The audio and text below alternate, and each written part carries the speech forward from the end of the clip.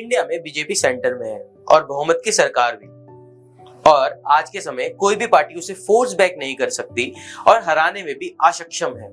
BJP आज किसी भी वाद या विवाद से किसी तरह से नहीं घबराती, पर आज के समय में इंडिया की सबसे बड़ी ओपोजिशन पार्टी कांग्रेस के हाथ में कुछ ऐसा लग गया है जिससे बीजेपी घबरा भी रही है और इसी के साथ साथ अपनी सत्ता का भी फिक्र कर रही है।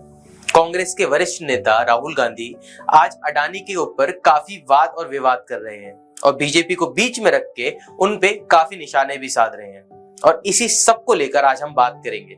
नमस्कार, मेरा नाम मयंक है और आप देख रहे हैं news one today. Adani group आज 18th रैंक पे है वर्ल्ड के रिचेस्ट पर्संस पे, बट इससे पहले वो 4th, 3rd और 2nd पोजीशन पर भी रह चुके हैं। रिपोर्ट्स के अनुसार अडानी वो पहले इंसान है जो एशिया के 3rd रिचेस्ट पर्सन की लिस्ट में आए हैं, यानी कि वो एशिया के पहले इंसान है जो कि पूरे वर्ल्ड में 3rd रिचेस्ट पर्संस पे पहुंचे हैं। आज के समय में सूत्रों के हवाले से ये खबर चलती है कि बीजेपी पार्टी की तरफ से उनको काफी सपोर्ट मिला, जो कि लीगल और इलीगल भी हो सकता है। अगर हम बात करें अडानी ग्रुप की उड़ान के बारे में, तो उनकी कई डार्क साइट्स भी बताई जाती है। बहुत सारे मीडिया ग्रुप्स और रिपोर्ट्स उनको ओलिगार्की बुलाते हैं।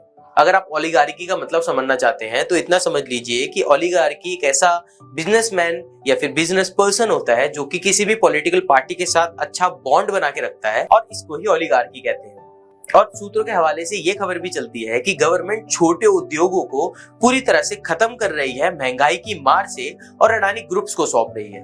बट क्या अडानी शुरुआत से ही इतने सक्सेसफुल थे? आइए इस टॉपिक पे डिटेल्स में बात करते हैं। अडानी काफी कम उम्र में ही अहमदाबाद छोड़कर मुंबई आ गए थे ताकि वो एंटरप्रेन्योर बन सके, और सपनों की सिटी कहे जाने वाली मुंबई में वो आते ही डायमंड सॉर्टर का बिजनेस करने लगे महिंद्रा ग्रुप के साथ, और कुछ समय के बाद ही उन्होंने अपना डायमंड का ब्रोकरेज बिजनेस भी स्टार्ट कर दिया था। अगर हम जानने की कोशिश करें तो उस समय उनका ये बिजनेस काफी ज्यादा सक्सेसफुल हुआ था और उन्होंने अपनी 20 साल की उम्र में ही अपने आप को मिलियनियर बना लिया था। और फिर कुछ उसी ही समय बाद उनके छोटे भाई की तरफ से एक प्लास्टिक फैक्ट्री खोली गई जो कि लॉस में चल रही थी, और उन्होंने अडानी की तरफ से अपना सपोर्ट मांगा, यानी कि उनकी मदद, ताकि वो इस इंडस्ट्री को ऊपर बढ़ा सके। अडानी ने कहा कि उनकी लाइफ के अंदर 2 टर्निंग पॉइंट्स आए थे, और एक सबसे बड़ा टर्निंग पॉइंट्स था जब उनके अडानी पोर्ट्स खुले थे, यानी कि वो अडानी पोर्ट्स पे भी काम करने लगे थे। 1993 में गुजरात गवर्नमेंट की तरफ से मंद्रा पोर्ट्स को डिफरेंट बिजनेस पार्टनर्स के लिए कॉन्ट्रैक्टली खोला गया था, और वहां पे भी अडानी ग्रुप ने वो कॉन्ट्रैक्ट जीत लिया था और फिर मंद्रा पोर्ट को वो ऑपरेट करने लगे। आज अडानी इंडिया के सबसे लार्जेस्ट पोर्ट ऑपरेटर हैं, और ना ही मंद्रा पोर्ट, उसके साथ साथ ही उनके पास 13 अलग अलग पोर्ट्स हैं पूरे इंडिया में, और जिसमें से उनके पास हजीरा से लेके कृष्णापट्टनम तक के पोर्ट्स थे। इस बातों से ये साफ हो जाता है कि अडानी के पोर्ट्स की काफी ज्यादा यूनिट्स थी और ये यूनिट्स काफी ज्यादा प्रॉफिट में थी। रिपोर्ट्स के अनुसार एक कमाल की बात है कि अडानी का फॉर्च्यून हमेशा गवर्नमेंटल रिपोर्ट्स के और उनकी पॉलिसीज के साथ ही रहा है, और इन पॉलिसीज की वजह से अडानी ग्रुप को काफी ज्यादा प्रॉफिट मिला है। अगर हम बात करें, क्योंकि ज्यादातर प्रॉफिट अडानी ग्रुप्स को हर बार गवर्नमेंटल पॉलिसीज के बाद ही हमेशा फायदा मिला है। 1996 में अडानी ने अडानी पावर खोला, जिसके अंदर आज के समय में Adani largest private power producer है पूरे इंडिया में, और सोलर प्रोड्यूसर भी। अडानी ग्रुप ने फॉर्च्यून को भी ओपन किया, और वो फॉर्च्यून आज हर किसी के घर में देखने को मिलता है। फॉर्च्यून ऑयल आज के समय में Indian largest edible oil Fortune oil माना जाता है, और ऐसे ही सारे ब्रांड्स अडानी ग्रुप की तरफ से हमेशा ज्यादातर प्रॉफिट में ही रहे हैं। 2010 में अडानी ने अपना सबसे बड़ा दांव खेला जब उन्होंने ऑस्ट्रेलिया के अंदर कार्निकल कोल माइन को एक्वायर कर लिया, जिसके ऊपर काफी एनवायरमेंट ऑर्गेनाइजेशन और लोगों की पूरी तरह से नजर थी, पर अडानी ने बैक ऑफ नहीं किया और अपने काम को पूरा किया। इससे एक बात साफ हो जाती है कि अडानी 2014 से भी एक सक्सेसफुल बिजनेसमैन थे, बट 2014 से पहले अडानी की नेट वेल्थ 3.1 बिलियन थी, जो कि अंबानी से काफी कम थी।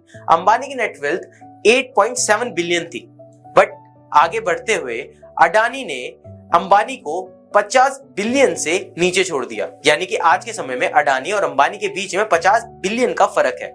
आज के समय में अडानी ग्रुप्स के पास अंबुजा और ACC private limited cement companies भी है, यानी कि आज आपके और हमारे घर अडानी ग्रुप्स की तरफ से ही बनाए जाएंगे। आज ज्यादातर कंपनीज अडानी ग्रुप में ही मिल रही हैं, या फिर अगर वो बिकने को आती हैं तो अडानी ग्रुप सबसे पहले उन्हें खरीदता है। और आज के समय में इन्हीं सब चीजों को देख के अडानी के शेयर्स खरीदे जा रहे हैं, क्योंकि सूत्रों के अनुसार पीपल्स के अंदर और लोगों के अंदर ये चीजें बैठ गई हैं कि अडानी ग्रुप्स काफी प्रॉफिटेबल इनकम है और प्रॉफिटेबल कंपनी भी।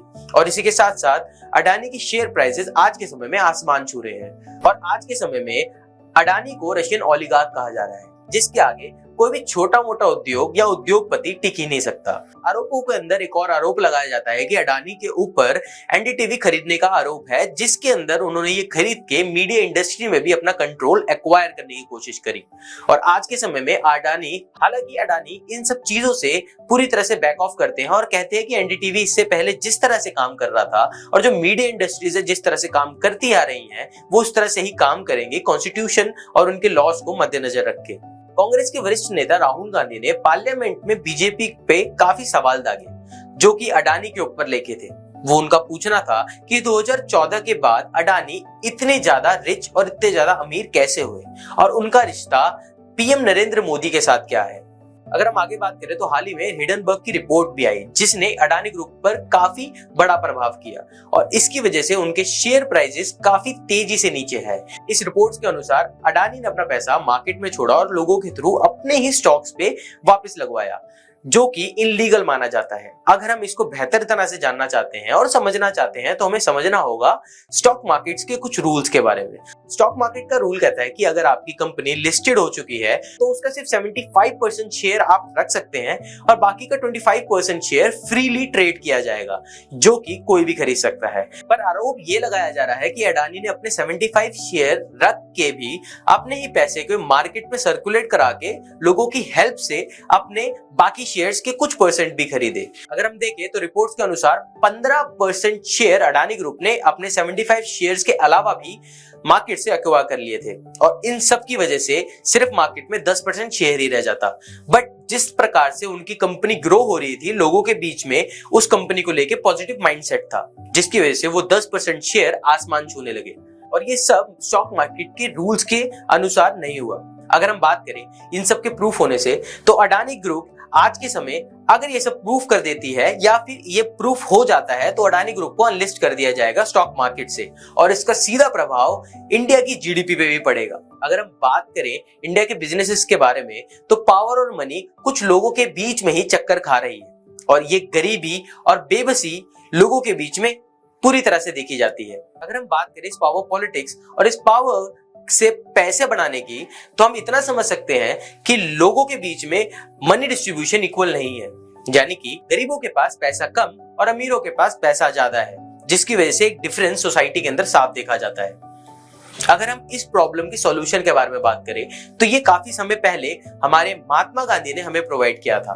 महात्मा गांधी का कहना था कि इंडिया के अंदर छोटे उद्योगों को घर घर पहुंचाना चाहिए, जिसकी वजह से हर कोई इक्वली आगे बढ़ पाए और लोगों के बीच में इक्वालिटी पैसे को और धर्म और किसी भी चीजों को लेके बढ़ती रहे।